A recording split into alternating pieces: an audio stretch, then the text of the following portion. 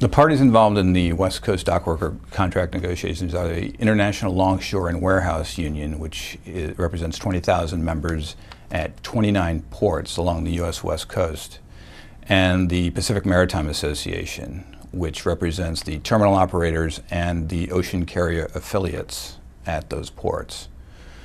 The current contract is set to expire June 30th, and negotiations began on May 12th.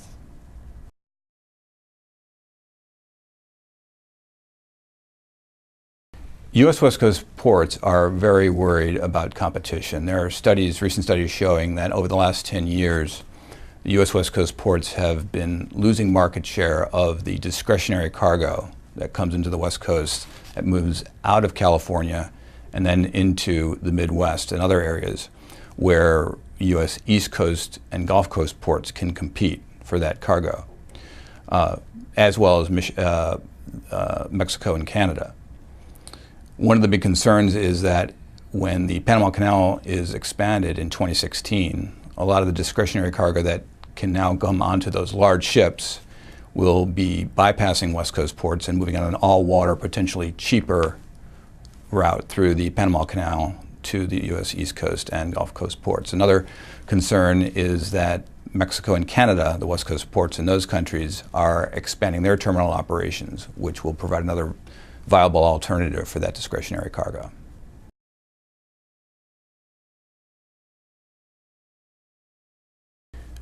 Wages and working conditions are always big issues for any labor negotiations, but the hot button issues in the ILWU contract negotiations are likely going to be terminal automation and healthcare costs. Terminal operators say that the key to increasing productivity is through terminal automation, such as remote control gantry crane operations and remote control yard operations. The ILWU and their members, though, are afraid that relying too much on terminal automation to increase productivity will cost dock worker jobs. On the healthcare side, the Affordable Care Act, known as Obamacare, is set to tax high-cost healthcare plans. And the ILWU plan, while a very good plan if you're an employee, is a high-cost plan. And the cost estimate of the tax on that plan is about $150 million, and neither side wants to absorb those costs.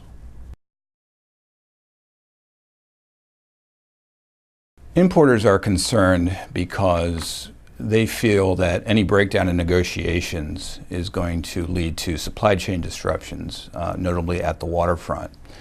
Now, some of those importers have already been putting into place contingency plans, such as importing cargo earlier to avoid those disruptions, or spreading out those imports to the U.S. East Coast or Gulf Coast ports.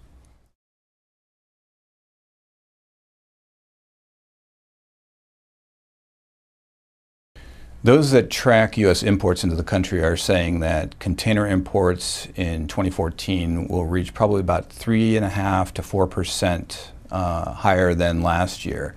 Now, the general consensus, at least at this time, is that there is going to be a very slight, if any, peak holiday season this year, and that's mainly because retailers apparently have a high inventory already in place, so that negates them having to move shipments in later in the year.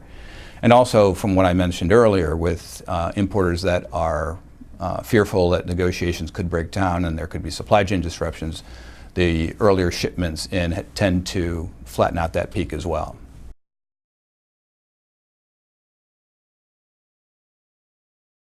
The latest sentiment on the chances of a timely agreement are that the negotiations will extend probably about 30 days beyond the June 30th deadline, but then a settlement signed shortly thereafter.